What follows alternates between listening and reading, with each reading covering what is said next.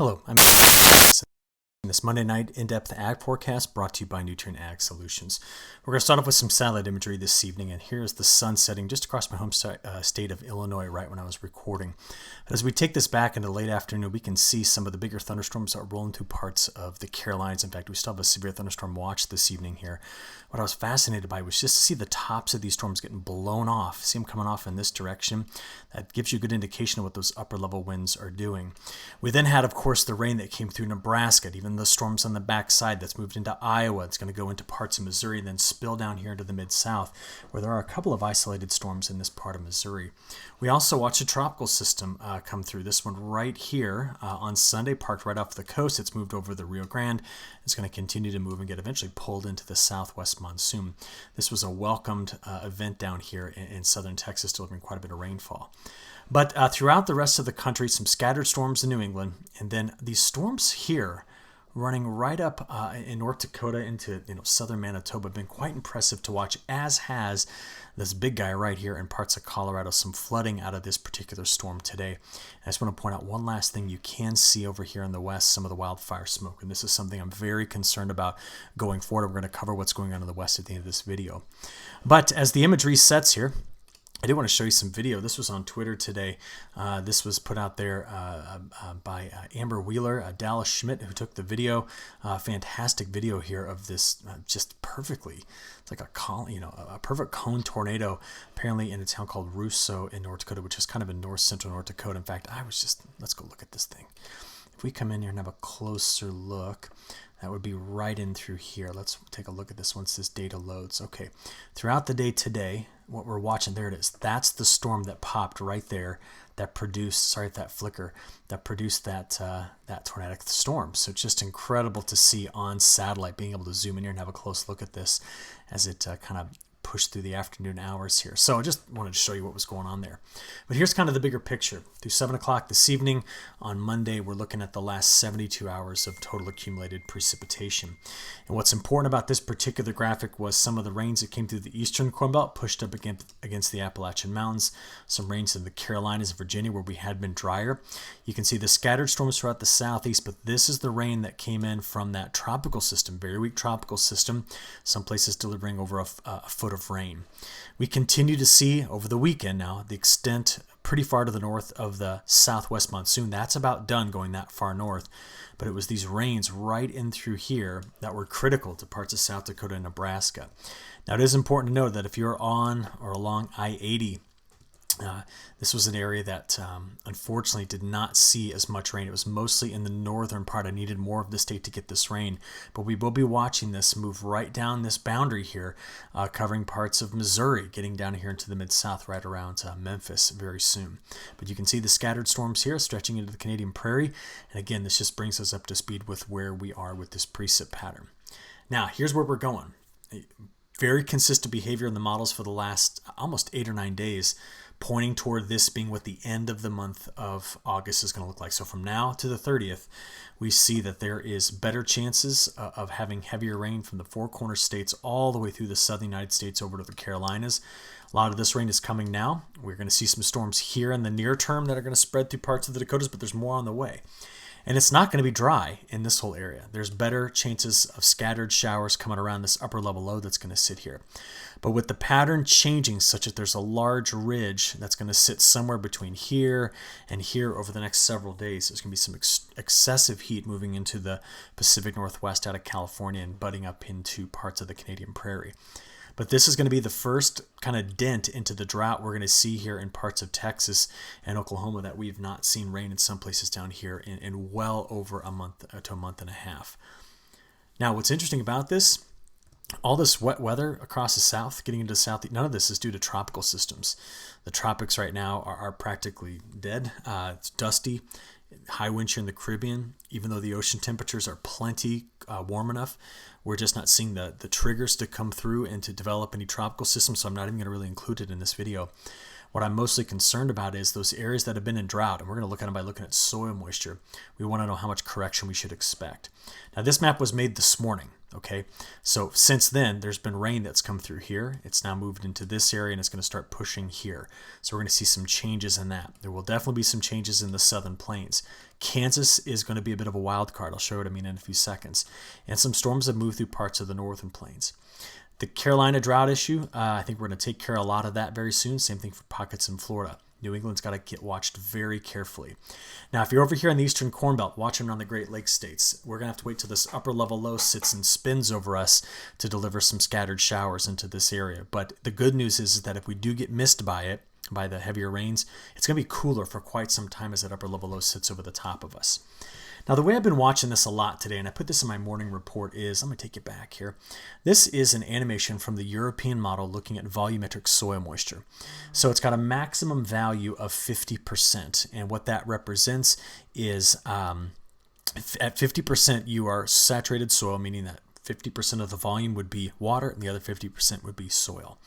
So we're looking here for where the saturated soils are. And as we play this forward, I want you to notice there's the event coming through here, plus the scattered storms up in the northern plains, the really wet weather over the next couple of days in parts of the southeast to the mid-Atlantic. Now, as that pulls through, you can see that by Wednesday, the heavier rain pulls into the south. See it here? And then watch right in through here as we get toward the end of this week and into the weekend, right there. So at the end of this week and into the weekend, two things happen.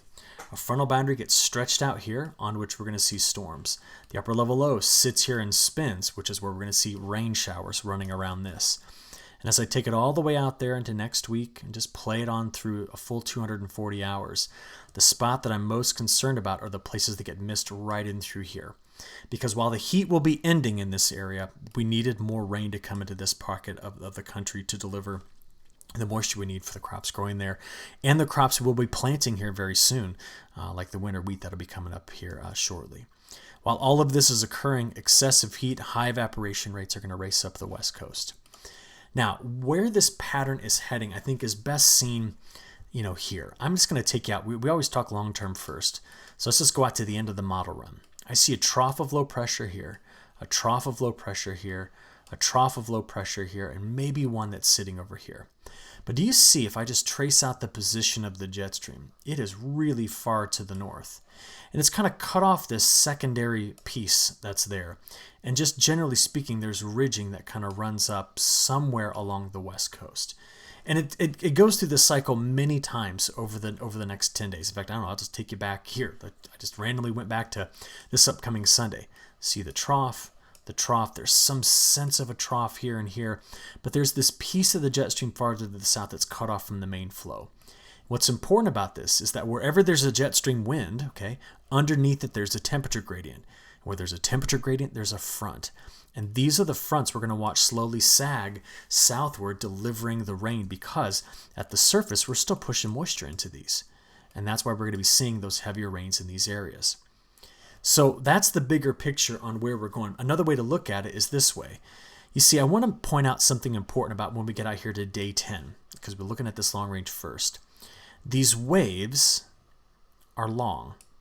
We call them Rossby waves. That's one of the names we can give them, but we can just generally call them long waves. And long waves, just to get a little technical, but to tell you what they do, they advect planetary vorticity in a way that makes them retrograde or stand still. So normally what you end up getting here is a pattern that progresses to the east, okay, following the westerly winds. But when the waves get this long, they tend to become stationary and get stuck in a certain configuration. And sometimes that can last 10, 15 days. In some years, it can last even longer. And where our current pattern is taking us is to feature more ridging in the west with broader troughing over the east. And remember, in those troughs, there are fronts to the south of them. So we want to know, how did we get here, if we can explain that, and how long is it going to stick around? Because to have a trough here versus here has been a change, because we had been seeing troughs just off the west coast, giving us central U.S. ridges, right? That's what we had been seeing. So this pattern change overall, I think, has something to do I'm going to attribute it to this, but I cannot tell you that I'm 100% confident. We saw the MJO break out into a couple of phases and be forecast for a couple of phases that it's not been in a while. I'm talking about phase 1 and phase 2. It keeps flirting with coming over here, but then it races back over and keeps collapsing back into null space. If the MJO does come out into phase 1 and 2, this pattern, this is not an uncommon pattern to see. Troughs either coming through the Bering Sea and developing in this part of the Gulf of Alaska, leading to more ridging to the west and a more northward trajectory of the jet stream. You see, there is no downstream blocking happening across the Atlantic. That would have made this whole pattern even more amplified. So there's nothing here, no downstream blocking. I think it's all just due to these long waves. And I think the reason behind that is seen here. Now, you know we love to look at these Hofmüller diagrams. They tell me a lot. And this is the next 15 days, so the end of the month. This has been the big change. Okay, that's in the Indian Ocean. See, it's right over the top of the Indian Ocean. We have been talking about the reds being here, which are these westerly wind bursts. But right now, and for the next several days, there is an easterly wind burst, which means it's coming in this direction. But we still have the strong trades associated with La Nina in place. But I think there's just something going on, and it's been pretty well forecast. My drawing's getting a little ugly there. But right in through here, that's just temporarily breaking away from this La Nina stranglehold on the pattern. And I think that's the case that I can make out of this. Now, it just comes back to this again. How long does this trough stay here with another trough there and another long wave here? So how long does this long wave pattern stick around?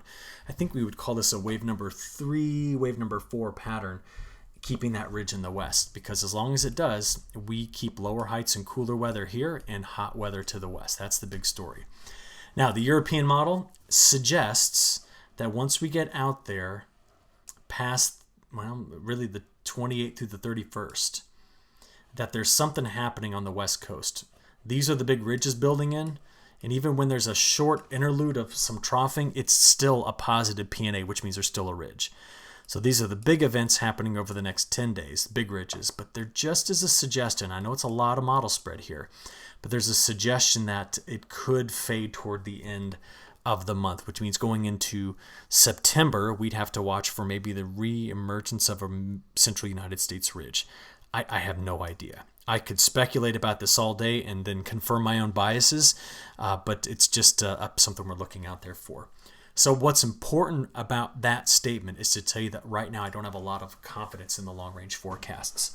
I can say this. The hottest water between Hawaii and Alaska, and then here off of New England and kind of the Canadian Maritimes, does suggest that we could get ridging in those two places, but we're not seeing it over this. In fact, there's a trough right here, and that's what's leading to a downstream ridge there. I believe the main consequence of having such hot water in these two places is to just take the mean jet stream position, which could be here, and it's pushed it there, farther to the north. Because we still have La Nina, and you saw the trade winds, they're still kicking. We still got plenty of warm water in the main development region, which means if we could get rid of that dry, dusty air, we'd see more tropical systems developing. But as it stands, right now, there's no indication of that occurring. So I want to show you two things here on the long range, near term, long range, okay? August into September.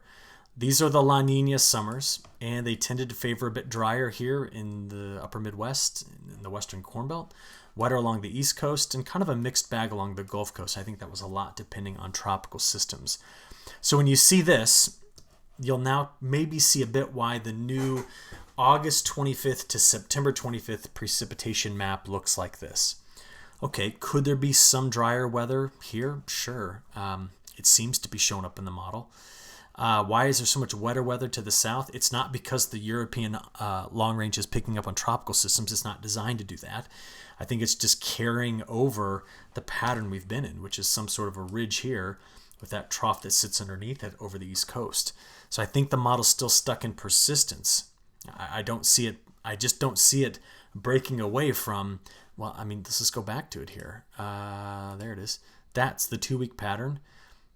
And then here's the end of August to almost the end of September pattern. I mean, do you see how it's very similar? I think the model's struggling to find any sort of a dominant signal because the MJO is really not that high amplitude, and La Nina still kind of has a grip on things. So that's really the best I can show you at this point. Now, This does fit with the concern that NOAA's had for a while about patchy drought issues in this area continuing to develop. So these rains that came through here and are moving through western Iowa and eventually down into Missouri right now are absolutely critical to this region. All right. Now from here, I want to show you some new data from the NMME. And now we're just looking out there into September, October, November. I'm not yet prepared to comment on the potential for an early frost or a late frost or an on-time frost. I got to build those ideas out as we go through the month of August, because it's not really until the end of September, beginning of October, that we have a lot of concern about that. But we're looking at precipitation first.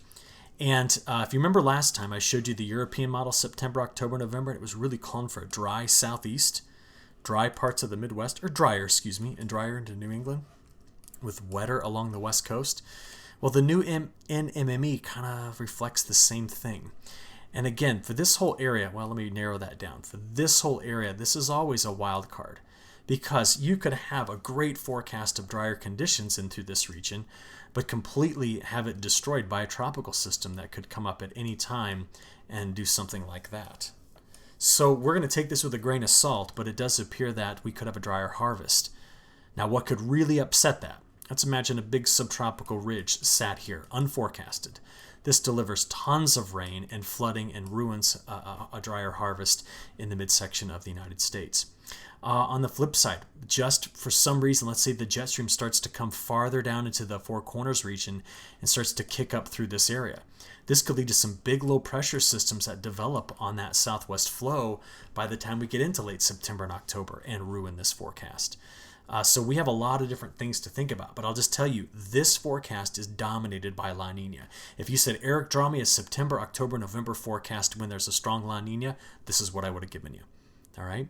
Now we are waiting on some new analysis to see how long we think this La Nina will persist. We did that in last Thursday's video. Took a close look at that, suggesting that we're going to have to watch carefully for a transition likely happening after December. But until then, I think it's going to control a lot of this fall pattern. All right. Okay, going on right now, we have heat advisories down here in the south, lower Mississippi River Valley. This is severe thunderstorm watch box in through here. Still some flooding in the Appalachian Mountains, but our big flood areas are right here in this part of Texas where the tropical system is going through, and then in the Four Corners states. All day long, the National Weather Service has been expanding the areas that they have under heat advisory and excessive heat watch. So that's something we're going to have to keep a very close eye on. And just this afternoon, we're watching here quite a bit of thunderstorm activity lighting up here in parts of Colorado and into Nebraska. Some isolated storms in Kansas and down here in parts of the southeast, especially right there on the Carolinas, South Carolina, North Carolina border. Now, I was watching it on radar, and just take a look at where this rain moved through today. This is a great animation. So the models did a good job forecasting this. And as we get into the evening hours, we'll see just how much rain did come into those drought-parched regions of South Dakota, Nebraska, and Iowa. That's what we're going to watch. A lot of isolated convection happening here over the southeast into New England. All right. And then here's that tropical system that came into Texas. This is a really great animation. You can even see the severe storms earlier today that came through in rounds, including that little guy right there. That's the one that produced a tornado. Sorry, I could look at this stuff all day. Let's get into it, though. Let's use the high-res NAM to figure out where this is all going here over the next 60 hours. So through Monday night into Tuesday morning, Tuesday afternoon and evening. So do you see that large cluster of storms moving out of Iowa into Missouri, clipping western Illinois, and centering right there down there on Paducah?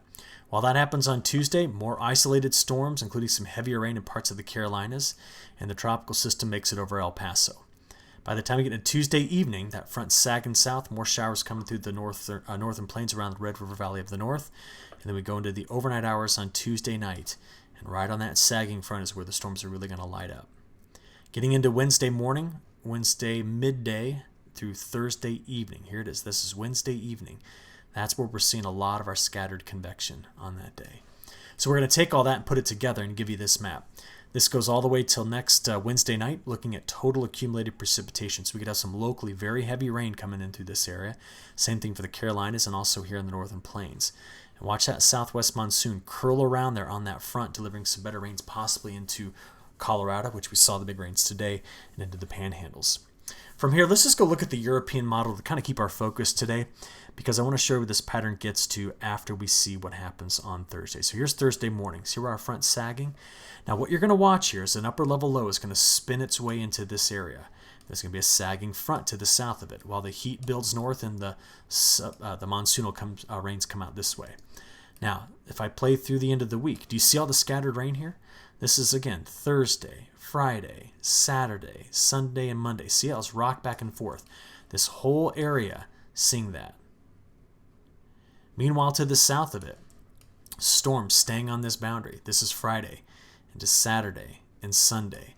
And on Monday, right in through here, the next round comes through into Tuesday and Wednesday. So see that? That's the boundary that just gets stuck while the heat builds into the west.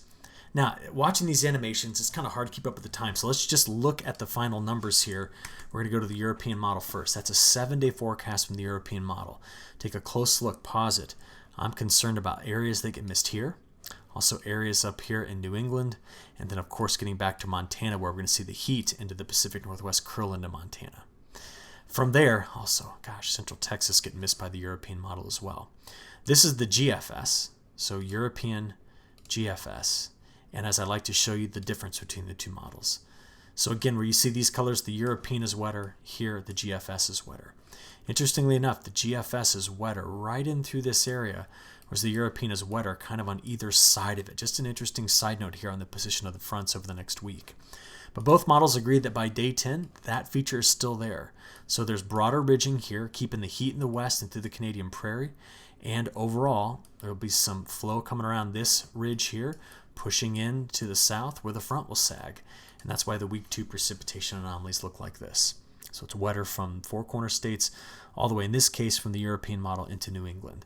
So this could be some drought. I was kind of joking earlier today, but I didn't know what else to call it. It's kind of drought denting, not drought busting, but we're going to put a dent in the drought down here as we go forward in this forecast. Let's talk temperatures, a bit of international weather, and we'll stop this video. Here's Monday's highs. We already saw these, so let's get into Tuesday. Now you can see the cooler air invading. That's with the rain pushing the heat down. And as the heat moves out of the south, it's really building through Tuesday and Wednesday here in California Central Valley into the Columbia Basin and spilling here over into the Snake River Valley and eventually into parts of Montana. And the heat's there. There's Thursday's highs getting into Friday and into Saturday. And by Saturday, we could see some above average temperatures in New England, but the hottest air is going to be on the west coast. That's going to be under that ridge. Much of the rest of the country gets a break, a big break from the heat in the midsection of the United States. And if we just look at that 5-day sliding window of temperatures, let's just take it all the way out there, day 5 through 10. That gets us from the 15th, nope, the 20th through the 25th, sorry about that. And then going on out here to the end of the month. You see, the models didn't break down that pattern until we got past the end of the month. So that's why we continue to see the cooler weather here with temperatures at times between 5 and 15 degrees above normal for the West Coast. And that's got us concerned about several things. CPC again updated their map today on where they're concerned about the rapid onset of drought. So they're concerned mostly here in parts of Washington, Idaho, and Montana, while the southwest monsoon continues to be dominant. We could see some local flooding in this area too as we press out here toward the end of the month as well. We'll have to watch that carefully. But just thinking about this, I would like to show you some of the West's reservoir data. We're going to go first to one of my favorite sites. It's the Hydromet site. You can click on any of these. I'll link this in the description today. I'm just going to pick one out of the, the Columbia Basin. And you can see the teacup diagrams. So some of their biggest reservoirs, they're still doing fine. This one here at 58% Cle-alum, I think is how you say that. But others are still sitting here between 90 and in this case, almost 100% full. So go around and play with that site. It's linked below. But in terms of California's drought situation, which, by the way, California is having its driest year on record through this point. A lot of that was due to a lack of rainfall back in January, February, March, rain and snow. You can see that Shasta is currently at 38% full pool, Oroville's at 39%. And so these reservoirs, these big ones in Northern California, we're running out of time here, and rains typically don't return until October to much of California. Now, speaking of that, let's do a quick international tour. I'm going to take you to where the heat is currently stacking up in Europe. It's really over here in parts of Russia.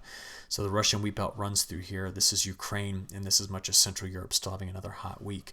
But you can see that the rainfall is much improved over Ukraine and throughout much of the rest of Europe. Better storms coming through, while the driest air is going to sit under a large ridge throughout the Russian wheat belt.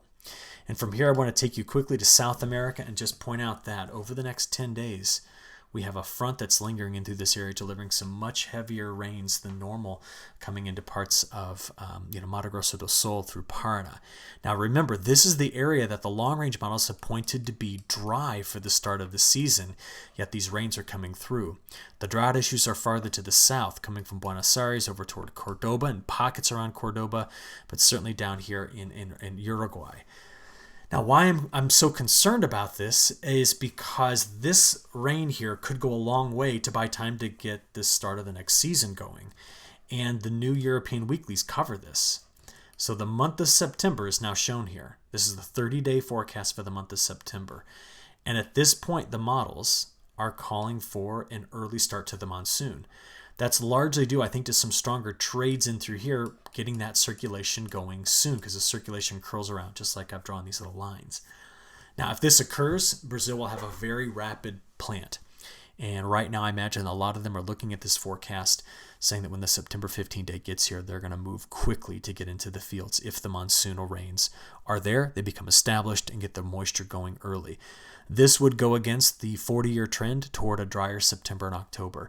So what would be very upsetting would be rains coming in September and then shutting off in October. And that's something we're going to watch to see if happens. It'll all be predicated on behavior of the MJO running over the top of La Nina. So more to come for South America as I get these forecasts going for the Southern Hemisphere. Hey, I appreciate Eric's attention today. I will talk to you again on Thursday. Thanks.